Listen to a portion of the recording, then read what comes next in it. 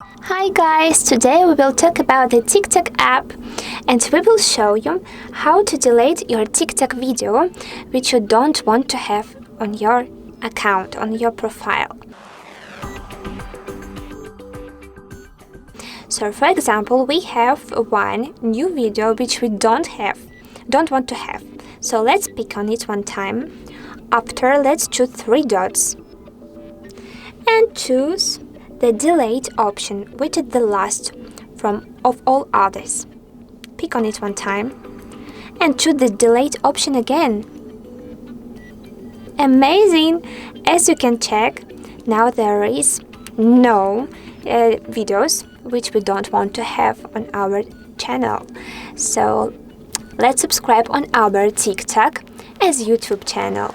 We hope that this video was useful and interesting for you. So goodbye guys, have a nice day.